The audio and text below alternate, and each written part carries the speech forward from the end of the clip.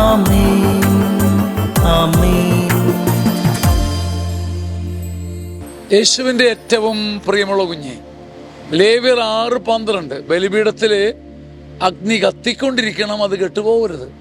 ബലിപീഠത്തിലെ അഗ്നി കത്തിക്കൊണ്ടിരിക്കണം, അത് കെട്ടുപോകരുത്. പഴയ നിയമത്തിലെ വചനമാണ്. എന്താ ഇതിൻ്റെ അർത്ഥം പ്രിയപ്പെട്ടവരെ? നമുക്ക് കുർബാന കൂടുമ്പോൾ കുർബാന, പാടുമ്പോൾ പ്രാർത്ഥന, ചേരുമ്പോൾ പ്രാർത്ഥന, അത് കഴിയുമ്പോൾ നമുക്ക് പ്രാർത്ഥനയുടെ ഓർമ്മ പോലുമില്ല.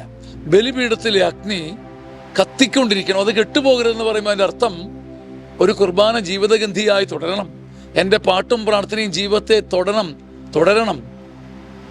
ഒരു ചന്ദനത്തിരി നിന്ന് കത്തുന്നത് പോലെ എൻ്റെ പ്രാർത്ഥനയുടെ സമയം ജീവിതത്തിൻ്റെ മണിക്കൂറുകളെ പുൽകി നിൽക്കണം. എൻ്റെ ബലിപീഠം എപ്പോഴും ഉള്ളിൽ കത്തിക്കൊണ്ടിരിക്കണം. എൻ്റെ അഗ്നി കെടരുത്. ബലിപീഠത്തിലെ അഗ്നി കത്തിക്കൊണ്ടിരിക്കണം, കെട്ടുപോകരുത്. ഈ വചനം വലിയൊരു ആത്മനിശ്ചയമായിട്ട് എടുക്കണം. ഞാൻ അരമണിക്കൂർ പ്രാർത്ഥിച്ചു, പിന്നെ അതൊരു ഓർമ്മയുമില്ല. ഞാൻ അല്പം പ്രാർത്ഥിച്ചു, സ്തുതിച്ചു, പിന്നെ ഒരു ബന്ധവുമില്ല. എന്നാൽ എൻ്റെ ഉള്ളിലെ തീ കത്തിക്കൊണ്ടിരിക്കണം. ഇതൊരു ദൃഢനിശ്ചയമായി ഹൃദയത്തിലേക്ക് എടുത്തു വയ്ക്കാം. ആമേൻ, ആമേൻ, ആമേൻ.